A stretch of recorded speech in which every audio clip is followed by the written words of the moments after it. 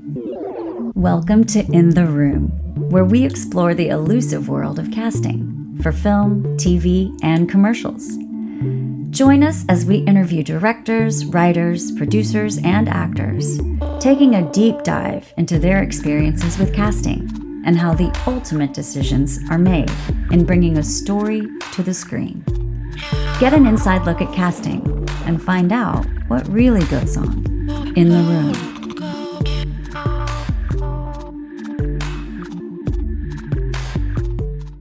I'm Heather Kafka, and I'm an actor. I'm Christopher Shea, and I'm a producer. I'm John Williams. I'm a casting director. And today in the room, we are joined by a true force in casting, Jessica Daniels. She is an Emmy and Artios award-winning casting director whose work spans some of the most exciting, thought-provoking film and television of the past 2 decades. Jessica's feature film credits include acclaimed titles like Master, The 40-Year-Old Version, Lucky Grandma, The Miseducation of Cameron Post, and A Vigilante. In television, Jessica has cast for major networks and streamers across genres. Her credits include 30 Rock, Single Drunk Female, Deadbeat, Benders, and Will Trent. Beyond individual projects, Jessica has played a major role in shaping studio casting strategy. She served for 5 years as the New York VP of Casting for Walt Disney Studios, and for 6 years prior, she led New York casting for 20th Century Fox Television during pilot season, contributing talent to shows like The Dropout, National Treasure, The Mysterious Benedict Society, Tales from the Loop, Genius, Einstein, American Crime Story, The People vs. O.J. Simpson, Tyrant, Life in Pieces, and Fresh Off the Boat. She's currently working with Meredith Tucker on Todd Solondz's upcoming film Love Child, as well as FX's limited series Dying for Sex. It's a true honor to have her here today. Please welcome Jessica Daniels. I feel like everyone should clap. Yay! Oh my God. That was incredible. I paid someone well. So thank you for that intro. I should say Dying for Sex is out. And if you haven't watched it, you should watch it. And I'm about to start back up on Will Trent, season 4. So Wow, Will Trent going strong. Yeah, going strong. 18 episodes. Wow. Awesome. A gift. And that's primarily shot in the New York area? No, it's primarily shot in Atlanta. Oh, okay. Of course. Yeah, so we cast our, or any new series regulars and recurring guests that can be based anywhere. It's primarily from New York and LA. And then we work with a wonderful Southeast casting team who casts locally at Sapphire. So, what's that? I got it. So, where did we start? What first drew you to casting? Was that the plan, or was it something else? And then you get into it? Yeah, no, I mean, it's funny because I'll talk to people now who say that they always wanted to be a casting director, but I never knew what that was. And I think my image of a casting director was like shaped by Flashdance and like just people that like were really old and angry and sat behind desks until they could catch a beat.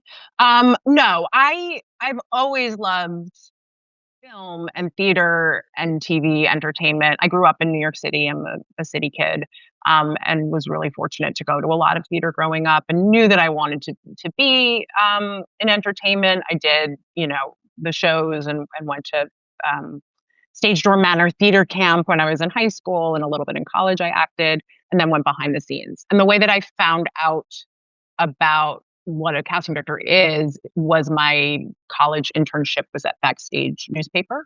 And so I edited casting notices and did articles about actors and auditions and casting. And one of my articles that I pitched was like the top 20 casting directors of, I don't know, I think it was 1999 or 2000 or something like that. And I interviewed them all on my little recorder. And that was, for me, what, gave me the idea that it was something I thought I would be good at and wanted to try. What was your first project, or how'd you get in? How'd you get in the door? My very first experience casting was working as Mikey Helbrin's casting assistant for UPN, RIP, pilot season. And that was like 3 months. And then I sent my resume to every casting director in New York, like about 50 of them, snail mail. And only 3 or 4 got back to me, but one was A.B. Kaufman. And Wow. so that was my first I was there for almost 4 years. Wow. Yeah. Impressive. Yeah. Great first step, honestly. Yeah. Amy Kaufman's name, I just remember being on a lot of things, actually. A lot. Yeah, maybe he's a brilliant casting director. And it was a different world back then. I mean, there was still the, what was it called? Mimeograph? Like that weird fax paper? Like that. I didn't really use that, but I'm just telling you, like, I remember the 8 copier VHS player and having to like run the tapes to FedEx. And yeah, it was a different world. Did you feel like at that point in time that you're like, this is it. This is where this is what I want to do. This is where I want to be. Or were you just still like putting your feet in the water? Yeah, no, that's a great question. In my time with AV, I realized how fortunate I was to work with someone who not only is, brilliant and talented and good at their job, but really found a way to work on meaningful projects and develop relationships with directors and producers, that I felt I wanted to work with. While I was there, I've worked on a lot of her projects as an assistant and then was promoted to associate. And then I took on some projects on my own as a casting director, like short films and stuff. And so in working on those, I thought that I potentially wanted to produce. And working in casting back then, I mean, we'll talk about how it's changed now, but like it was a 12-hour day job. You really were kind of chained to a desk. There were not a lot of boundaries. I think that's changed somewhat. And I was kind of burnt, truthfully, after about 4 years, and decided to apply to Columbia Film School as the only one. And if I got in, I would go. My mother happens to live a couple blocks away. So that was just, I felt strategically a good move. I didn't want to leave New York. And they had a good producing program. And I got in and I went. But then just ended up casting all of my friends' projects and casting on my breaks. And so I got pulled back in. So talk about that then. What was a day in the life of a casting director like for 12 hours chained to the desk? What do you mean by that? Like what? I want to mention very few windows. Operate? Very few windows as well. Very few windows, definitely. Like why were you guys always like in a basement somewhere? In a pen. I've been in basements and I've seen all kinds of rodents at Silver Cup and Steiner. And I shouldn't say totally changed this because obviously if we're running camera or running auditions, we're standing up. And in those days, TV moved quickly, not quite as quickly as it does. But yeah, you would just have to, once you got a script, you had to get right into it. You physically were seeing actors and you could only see, whatever it was, 30, 40 for a role tops, I would say. And then it took time to physically get the tapes, the reads, the material to LA because I've always been New York based. But yeah, and just with all the, all the paper, so much paper, so many headshots, we would store them in these huge, those plastic like post office bins. There would just be tons of submissions so it's just a different world. There was a lot more admin that had to be done because AV is pretty prolific and working on a lot of things. The cool part was that I did get my hands on a lot more than I would have had I been in another office. And so on some films, I really was, just rolling calls and organizing, getting availabilities of actors and, organizing the physical headshots or running camera. And then on some, I was maybe cast them, but I was tasked with even, running the auditions on my own and making some suggestions of who to bring in, that kind of thing. And so the minute you knew that you were going to be doing a project and how long between the minute you knew and you were putting out a call for actors? Like, was it hours, days? No, that's such a good question. I mean,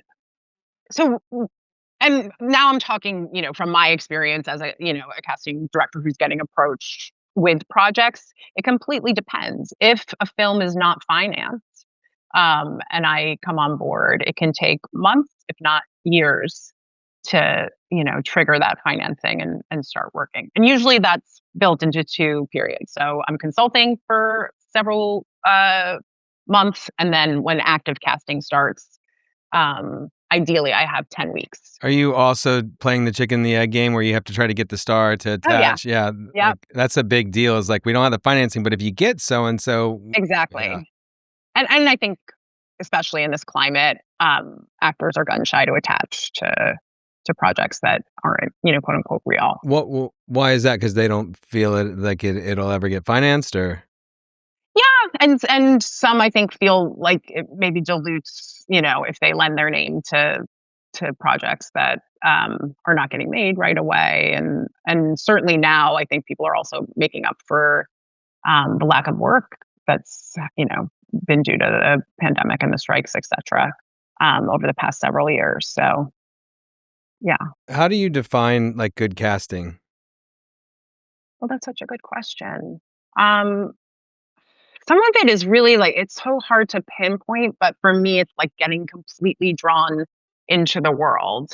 Like on a show, like The Queen's Gambit, it was also a lot of actors that I wasn't so familiar with because they were European, but everyone's faces, everyone felt like they were completely in the same world, and I just felt transported and not sort of like paying attention to like,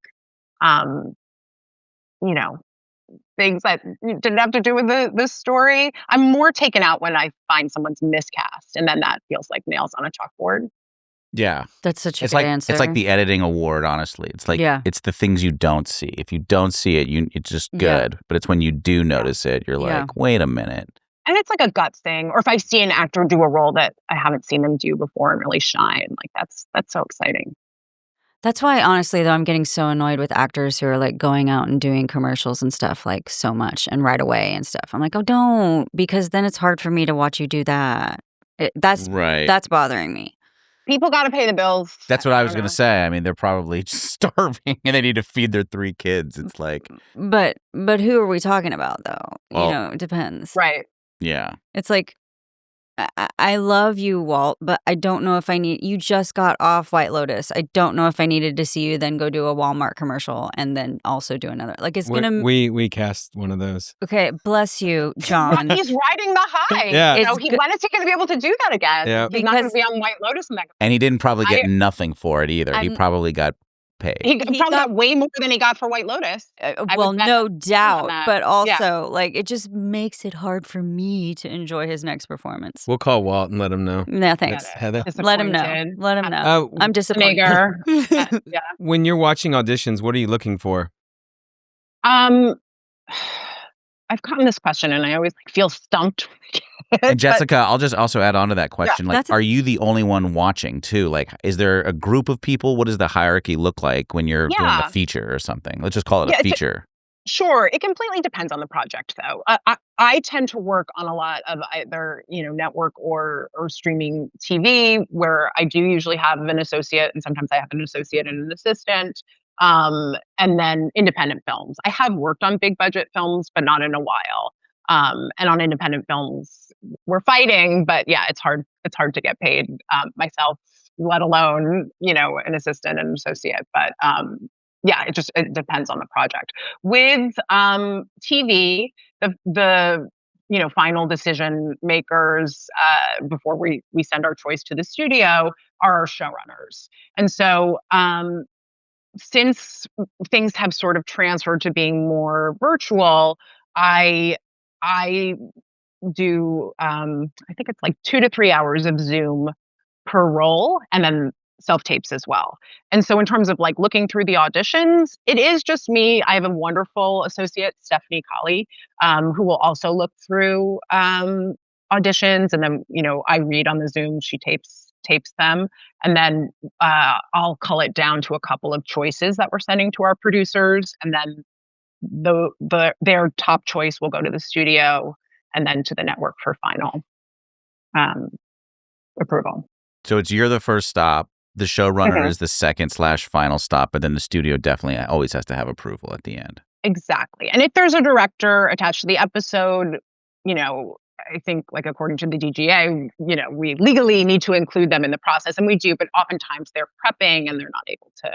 I don't think I did many live callbacks, but I would do several callbacks where I would just get notes from the director or producers and then just run the callbacks and then send those. Got it. Just for efficiency, because sometimes we only had 4 days to cast an episode. It was right. And then on the flip side, with films, the director is making, those decisions. And ideally, as long as the director's happy, the creative producer is happy. So that's a lot less chefs in the kitchen.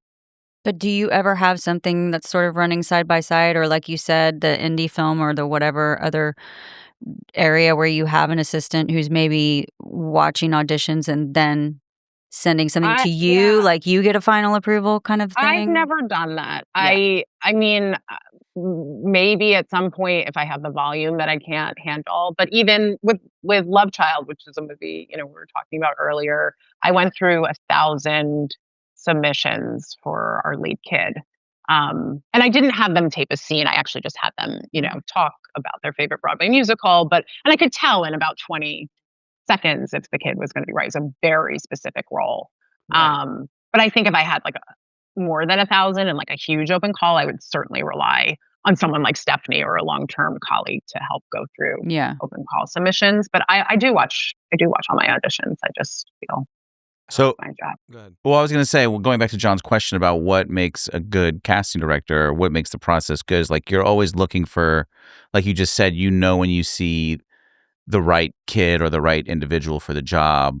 Is there a macroscopic approach to film or TV as well, where you see like there's a group of roles here, there's like the ingenue or the protagonist and the antagonist or whatever.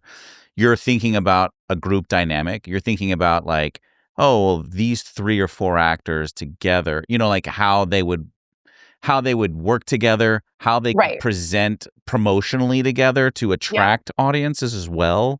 Like, because there's a lot of times now, influencers are being inserted into films. I think A24 just greenlit their first influencer film, which was a big deal. I think the kid's like 19 or something, but he's got millions of views on YouTube and stuff like that. So they just gave him, they just backed a dump truck of money up to him and gave him his first movie.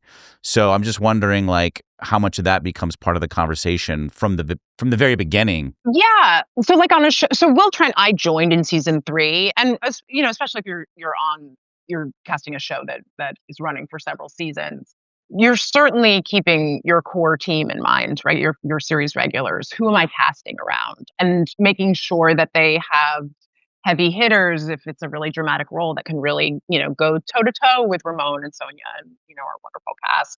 And then certainly there is some pressure to cast sort of namier guest stars to get more eyeballs in. And we do our best to do that. It has to also, make sense with a role, but that's always fun. And then sometimes, it really is a process, and we're casting an actor who auditioned.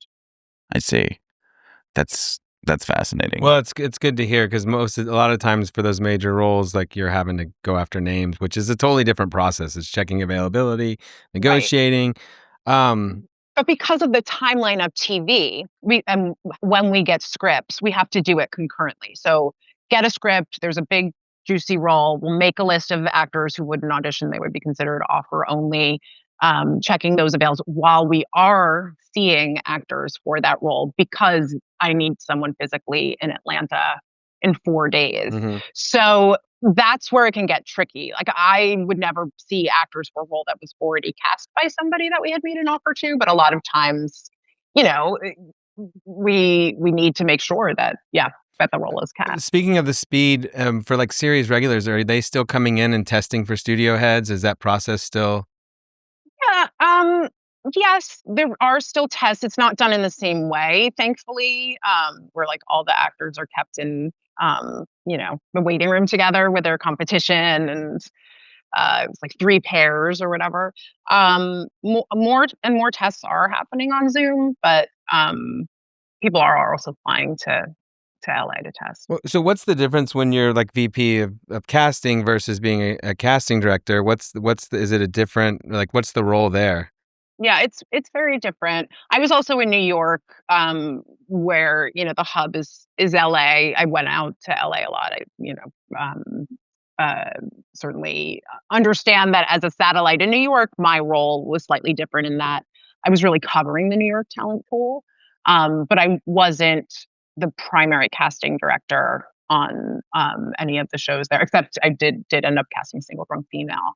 Yeah, and it's more. I mean, it was my job also to know what was coming out of New York, maintain strong relationships with the representatives, understand, I guess, just make them feel like we were leaving no stone unturned, in addition to covering projects. So you're not actively casting them, but you're overseeing the casting directors who are working on the projects. And I found that great because I worked with some uh, colleagues and friends, and how wonderful to help make their job as seamless as possible. What's that role like though? As far as, are you just like giving them like checks and balances? Are you saying, "Hey, I like this," or like is that another stop in the process? Yeah, I mean, it's really not I think, for me to insert my thumb on something unless there's a problem. I think, yes, it is to help guide them. It is to help manage some things like budget. Um, but oftentimes they have a relationship with a showrunner, and I don't want to get in the way of that. I want to support it. So again, if the showrunner wants a person, or has a choice, it's our job to make sure that that choice is approved, given any, sometimes there are unforeseen things, or, things that we haven't heard about a particular actor, or whatever it is that would cause an exec to say no. But I think it's the job to clear the path for things. And then there's always stuff that comes up that needs to be, there are legal issues, sometimes labor issues, that as an exec you get pulled into. Did you notice you have more influence when you like had to call into an agent and step in? Yeah, I don't know. I mean, luckily, I find, especially in New York, the agency community has been pretty great and loyal. But it is different. I mean, when I'm back to casting, which I am now, I'm more actively involved in the day to day of things. So it is a little different in terms of who I'm speaking to. But no, I haven't noticed so much, like uh, no one taking my calls or something like that. All right.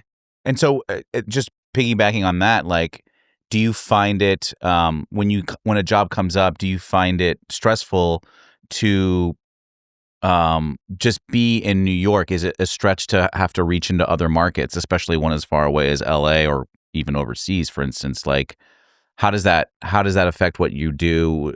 Do you call someone over on the West Coast and kind of like, subliminally, like not subliminally, but like just kind of like work with them in tangent in some capacity? Or Yeah, I mean, I know a lot of the LA talent pool, especially when it comes to like recurring guest stars and like big guest star roles. I think if I had to cast co-stars in a show that was shooting in LA from New York, not that LA casting directors don't do that all the time, I would probably have a harder time. But because I watch so much TV and because so much now is online anyway, I think it has opened some doors in terms of casting in different markets. Um, I work on a lot of international productions, where they want to cast, U.S. actors, and then I am working with someone in wherever it is, Sweden, Spain, to cast the smaller roles. And as far as the talent pools in the United States go, I mean, obviously New York and LA have been their own thing forever. We have Atlanta now popping up. Mhm. Dallas comes to mind, but you could, in theory, find a talent pool in kind of every over a million population city at Yeah, this point. Austin, for absolutely. instance, San Antonio. Cleveland. Yeah. I'm just like, so are you somehow connected to those as well with either A, your knowledge, or B, like a tangent person, that you can. It really does depend. I mean, Okay. ideally, there's a budget. We can hire a casting director that knows the local population well. Oftentimes on independent films, there is no such thing. And so it does create an additional job in terms of, just knowing where to look. So if it is, Cleveland, or, someplace near Louisville, and you're going to Actors Theater Louisville, or Chicago, there's a pretty robust scene, but there are several casting directors there who are terrific. But if we can't afford them, I do know some of the agents there, um, and actors live everywhere now. I Yeah. mean, you don't have to technically be tethered to New York or LA. So Right. you can get there in a moment. So the knowledge of a casting director is really the knowledge and experience over time is what really kind of like really increases the value of the individual who's doing the job in particular, right? Because you're just gathering more, like a Rolodex is just gathering more and more as the older you get. I mean, basically. I find it comes into play when they're like, hey, we want to shoot in New Orleans and we want this spec. I'm like, well, that's not really there. Like, you're going to have a hard time finding that. You want to go here.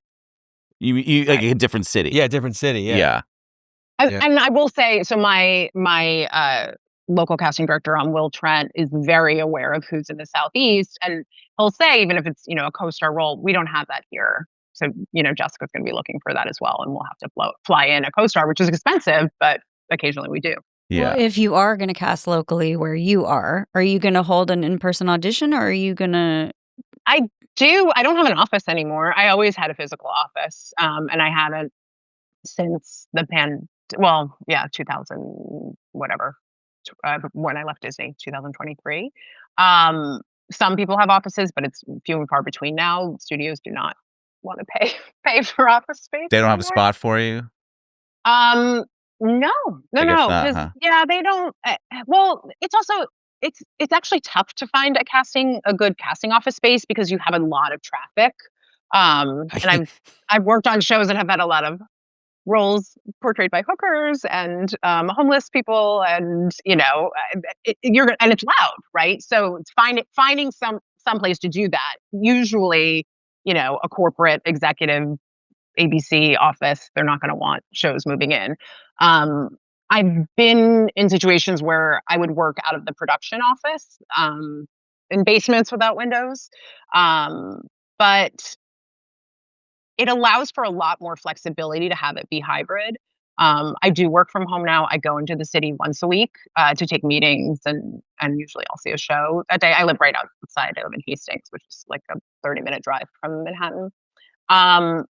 But it depends on live auditions, like if they have a budget to do it or the space. I just worked on several short films for James Madison University as like a favor to a film school friend. Oh. And we did 2 days of live auditions. And like, I can't tell you how many of the actors said that they hadn't been in a room since 2020, which breaks my heart because it's like, that's 5-6 years. That's crazy. And it's such a human pursuit, an artistic pursuit that has been completely changed. And so much of the world has gone back and we haven't. So, of course, it would be my preference to do more in person. I'm just, just doing. I think that is the actor's. Before you get on your soapbox, you can see Heather bubbling up over here. Not a soapbox. It's like it seems to break everyone's heart, but no one seems to like do anything about it. Yeah. So it's. Well, they won't pay for it. It seems like it is important. To have to pay for it out of our own fees when we're also scrounging for work and didn't work for a year. I get it. No, I totally get it. I mean, but also interestingly enough, it's like the actors have ended up paying for it, because we now have to buy tripods and we now have to become DIT guys and we now have to like light our own space and create our own little mini film lab, and we have to like hire readers, and sometimes we have to pay people to tape our auditions. Right. Whereas like, which is why we always do Zooms. Yeah. I do. I know. I'm not saying that. I'm not saying you're not still paying for it too, but I'm just saying like. No, but I'm saying I'm offering to do the Zoom where I'll read with an actor. Yeah. So they don't have to, hire someone. And I think it's hurting both of us. Yeah. That like sometimes our Zoom sessions are not filled up. Like a lot of actors do prefer to do it on their own time. Yeah. Because they can control that environment. And you control can do it, or takes kids or It's difficult. You've got dogs. You can't. It's like, it's hard on both of us. And I just, I wonder like who is gonna. It's financial. It's studio production houses, networks don't want to pay for it. They're able to do it in this way. Have you ever come across like directors or showrunners that refuse to do Zooms? Period. They're like, doubt it. Yeah, no, I mean, The Exorcist, they wouldn't. He was like, if they don't come and meet me because he's been burned too many times, he was like, they don't get hired. Yeah. Oh, really? Yeah. He was like, I got to meet him. He's like, because I've had them show up and they're like shaking, and he's like, I got to see him in person. Oh, God. Yeah, it makes such a huge difference. Yeah. Like, and I take personal responsibility in terms of that. So if we choose someone who has self-taped and I haven't met them, I'll just get on a Zoom with them to chat, just because I feel like I need some, damage control. Who am I sending to this set? Yeah. I don't know them. But yeah, I'm trying to think. I mean, honestly, because in the pandemic, like we had no choice. Like, Right. I don't care who you are, you're not demanding being in person with anyone. Honestly, like I've been in situations now where, yeah, we've like done final callbacks. If they want to fly someone in, it all always boils down to money.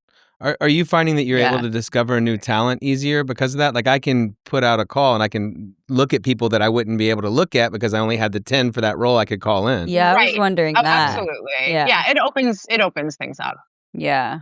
for sure, and the amount of people that we can see. And it's so much And easier now because I remember when I was doing it back in the day, I was literally sending a VHS tape to someone and it was like, are they really going to get up off the couch and go put this in a VCR? Whereas now Right. it's like on your computer, you just press play. It's so much Right. more likely, Uh, Well, yeah. in that way, technology's been a help, Yeah, right? totally. Mhm. So, Yeah. in the room, like you could, you could really have influence and so what for an actor now, what is like their path to try to be like stand out? Yeah, totally. Yeah, I mean, I think one thing is, especially if it's like an established show, just understanding the tone of the show. Usually you're not getting the full script. You're just getting sides. The It's so scenes that hard. you're Yeah, supposed to. you Yeah. don't know what's going on. Yeah, but on a show that has had a couple seasons in the can, you can usually, figure it out. If there is something specific in the script that isn't included on the sides, we try to like put a note on it or like include a note with the appointment that goes out or the self tape request that goes out. Um, yeah, I mean, honestly, like good lighting and good sound are going to help you a lot. I hope you're not spending a lot of money. To me, sitting in front of an open window is your best bet. In New York, particularly, we get that there's construction and things. Just do your best. And I think send one or two takes. There's no reason to send multiple takes. And if you're sending two, make sure they're very different. But I don't like on a Will Trent, if you're sending in something that's incredibly broad, that's not right for our show. Some of the roles do push the envelope a little bit, but it's something nuanced. I want to see that you understand the tone, understand the role, and also, yeah, be entertained, right? So it's the same thing as sometimes when I'm, watching a series, if I'm really kind of transported watching an audition. I also think actors don't understand that like the obvious choice a lot of people are making.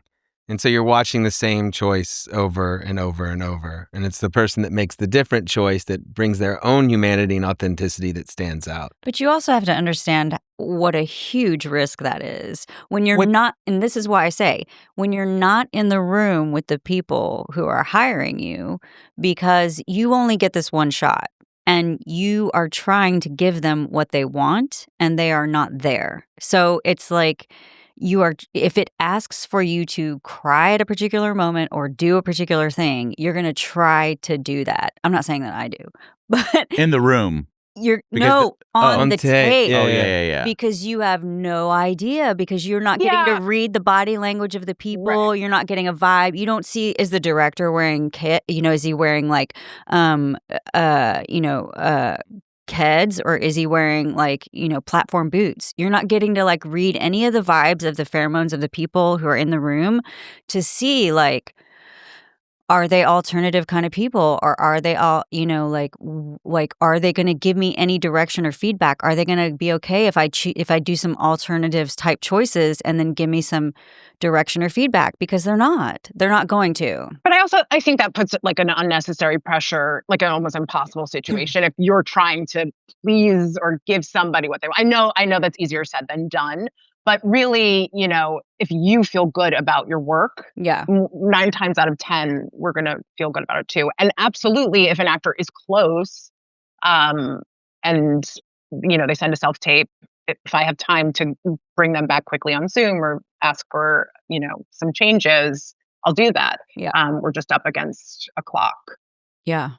And I also, for roles that I can, I'm picking 2 scenes that show an arc to the character or like different sides of a character so that you do have room to sort of play.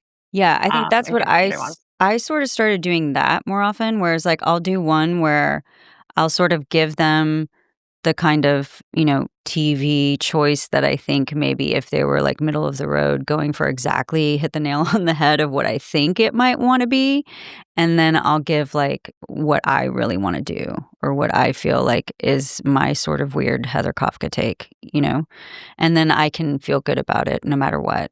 That's sort of, like, what I've been doing. Right. And if you are familiar with the show, understanding what purpose the character's serving, who's Yeah. in the other scene with you, Yeah. I think that can all inform and help your audition. But also, I'm grotesquely underemployed right now, so don't listen to me. Welcome to the world of Yeah, exactly. film and television, right? I went out to margaritas with 5 esteemed colleagues last night. Yes, if only the walls. But I do have a film coming up. Just went in Tribeca. Woo! Oh, there. Yeah. How much of when a project comes across your desk, I'm just wondering, like, off the cuff, like how the conversation starts from a perspective employer, if you will, someone who's looking for a casting director, and obviously the budget comes into question. And is it like a situation where someone's asking, like, I really want this actor. I'd like to take my money and focus it on getting this one actor. Right. Or for you as a casting director, is it more important to say, well, my stamp's going to be on this movie, so, I really want to focus on your top 8 roles or whatever it is and really kind of go for the overall look there. I think of a movie like The Miseducation of Cameron Post, and I'm just also side question, like, do you also think about the actor in terms of playing the part? Because I think that movie was based on a book. LGBTQ story, and Chloe Moritz is openly a lesbian, I'm pretty sure. So I'm just wondering how much she was not open at that point. She did not identify as queer then, which opens another conversation that I'm happy to have. With that, there was an interesting film because I was attached. They didn't have their and that won the Grand Jury Prize, I think, at Sundance that year, Sundance, right? So that was a big deal. So what happened with that, and it was a combination of, right time, right place, luck and speed, and talent.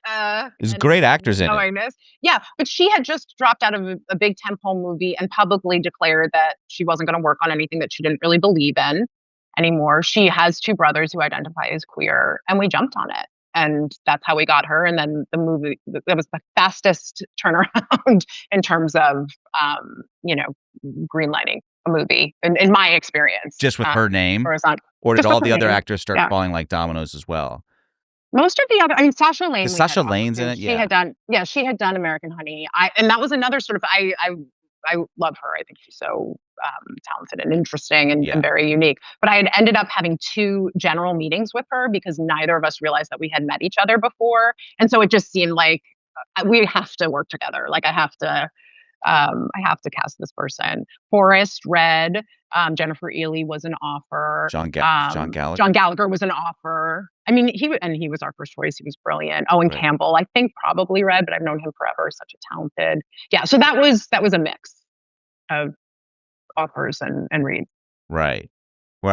So when that call does come across your desk, I mean, is it you'll obviously take a meeting and then the first conversation has to go into, is it just a conversation of budget and the scope of the actors you're looking for?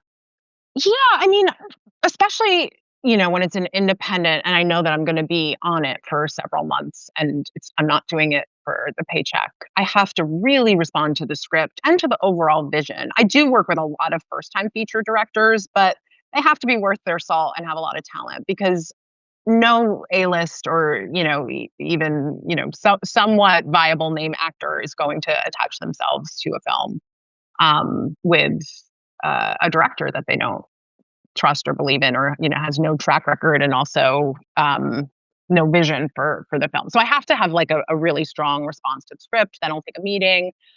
Budget is kind of a nebulous thing before the green light, right? Because I think we just mentioned this. The name of the actor can sometimes, obviously affect what the budget is. But I think it's difficult now to get movies made. So you can't really focus on the 8. You have to focus on the 2 leads or the 1 lead that's going to bring in the financing. I think also in the like sub $3 million range. You're getting the financing sometimes from equity, from different sources. So it's like who is valuable is very arbitrary. Mhm. You know, if one of the hedge fund bros watched Succession, you know, and I guess you know Jeremy Strong is financing that movie, but someone else, even though he's a genius, might not know who Jeremy Strong is. So yeah, it's just a question, and I feel like I have to be on the same page, I guess, as the team. But if I really like the script and then yeah, then I start the process of like the attachment. And so you will come in very early in pre-production, and then you step away from a show. You step away from a show, what, after it gets rolling, it's well into production? Yeah, so usually on TV, I'm hired like through the end of shooting. Sure. So, and ideally on movies too. Okay. Yeah, Because just in case we have to recast during Got it, it. or at least my office is still on. Yeah. Got it. Because I know like casting directors will also help with doing Taft-Hartley stuff, like working with union stuff also. Yep, all the deals and yep. Right. And sometimes, I mean, it depends. Again, I've worked on like a lot of independent films where they're sort of learning the ropes, but you know, keeping all the agents informed of things. Right, which can be a headache in and of itself, Mhm. honestly. And right, especially if there's a lot of schedule changes. Because talking about Lousy Carter again, every actor on that movie had an agent assistant, a manager assistant, a lawyer. What? And so there were times where I was sending the same email. I mean, eventually I would reply all to them because that became my job on the side, was to like have a conversation with these people. And at the time, David Krumholtz, I don't mind telling the story, was being repped by, he had just changed representation. And I think UTA picked him up. And the big conversation there was Christopher Nolan wanted him to come audition for Oppenheimer. It was pandemic-y. We had some very shaky investors who weren't sure whether or not they wanted to finish investing. So the money was contingent upon completing a production. So if someone got COVID, we got shut down. So a lot of people were really nervous about that. So I was having conversations with the director who was like, Oh, God. nobody's going anywhere. Oh, God. And David's agents who were like, how can we fly him out, get him out? Because guess what? Nolan doesn't Zoom. Oh, God. Right? So I was thinking about the Got it. T-shirt, Nolan don't Zoom, which I thought would have been hilarious in and of itself. But we managed to, shoot him out there, get him back on a red eye, because literally Wow. we're on an indie shoot. So it's like a 5-day weeks, Right. but he literally has 48 hours to leave and come back. Wow. And the rest is history. I mean, How he has did he a pretty not big get role in that COVID? movie. Oh, my God. Yeah. The same thing happened with Ty on Age Out, and then he had to go do Ready Player One. He had to go audition for Ready Player One. We had to shut everything down and make it happen. Oh, just- God. It's just incredible, honestly. And so I would just assume that the casting director who's working in that situation, is like trying to pull these people to a room somewhere that's rented for the day in a space, Right. in a market. You're trying to fly somebody. So do you ever have to deal with the logistics of that in terms of like, or is that just mostly handled by the agents and the production outside? Yeah, of your office? usually I don't. I've never had to like book travel or Got something like that. Once we negotiate the deal terms, I will pass that on to the production office or.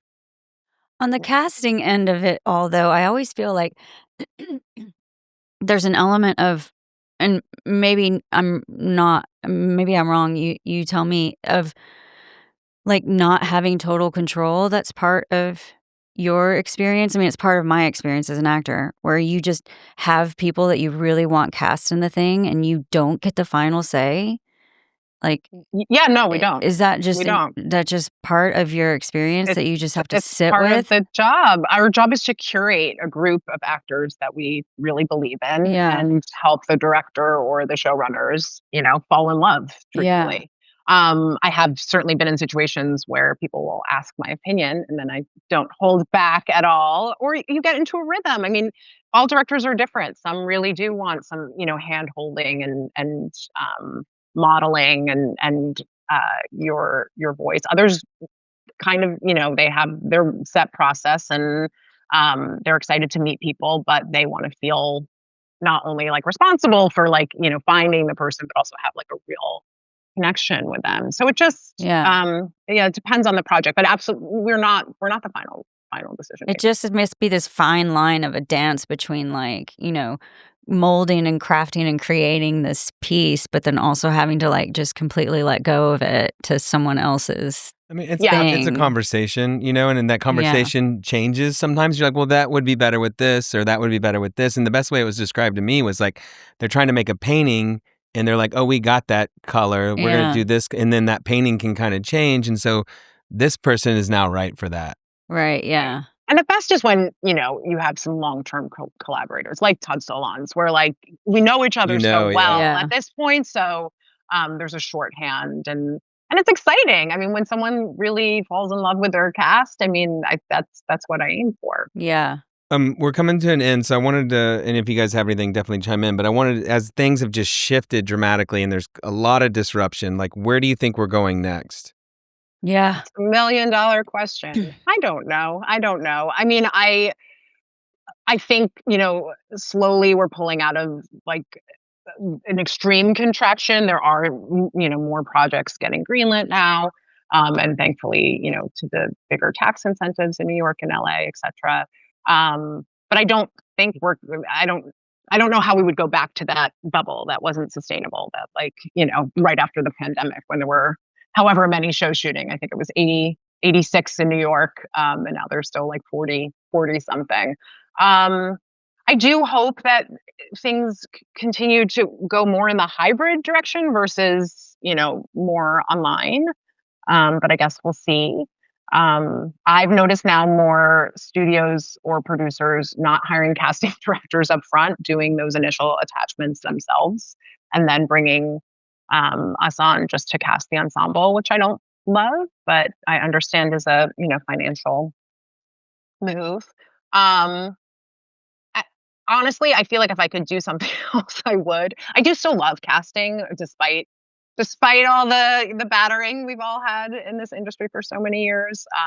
And yeah, I for me, it's like one foot in front of the other. I don't want to be Pollyanna-ish about it, but hopefully we're getting back into a place where everyone can just, work and do their jobs.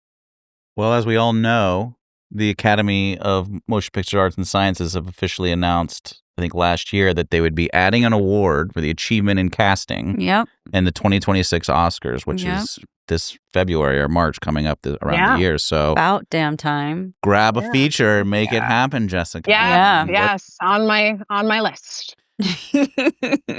Do you think that that's I lived in New York for a while and I worked on a couple of movies which were just randomly cast, honestly. We had a pretty cool casting director. I worked at Steiner for a little bit under Meredith. What was her name? She did Boardwalk Empire and stuff like that. No, that's Meredith Tucker. Meredith Tucker. Friend. She did White Lotus. Yeah. So, those people were telling me back then even that they were like, and I agreed with them that there should have been an award for a long time ago, honestly. Yeah, absolutely. It is an art. I'm really grateful that it's being recognized. It's funny because you're also like you're like a middle person too. You're having to hold two hands and not just one. You're having to sort of usher in the talent while also convincing the director, the showrunner, why or how this person is fit for the role or is right. If they can't see it, Totally. And we also have, budgetary concerns in mind and dealing with BA and on, the other side. So there is a business element as well. Thank you. Anything else? You. Yeah. Anything else? What are you going to go do this week? What are you just Will Trenton it or? I start Will Trent in a couple weeks. I'm going to LA on Friday to make the rounds. See some family and friends and take some meetings. Yeah. Do the thing. Get some sunshine. Well, there's sun here in New York. It's just very humid. So I am looking forward to like. Yeah, well, you guys are now in the middle of like a heat dome, I hear. You're like a tropical. I don't recommend coming right now. All those pre-war buildings with no AC. Well, listen, we're not doing much better. We're not doing any better. No. Enjoy your trip to LA, please. Yeah, it was really nice meeting you. Yeah, thank you so much for speaking to us. This has been very enlightening, honestly. Yes. I honestly do feel like casting directing is one of those, it's an integral part of the entire picture, but it's definitely one of those that a lot of people always have questions about. And just Yes. coming from the world of independent film, I know a lot of young producers and directors who are like, I'll get my buddy to be in the movie or whatever, and then Right. having had the experience of working with a good casting director, it's such an invaluable thing. It is. Because it just lets you remove that part of having to deal with that in your brain and give it to someone who is so much more experienced than you are to do it. But you don't realize that when you're young and you have no money. You're just like, I've got to do it on my own. Right.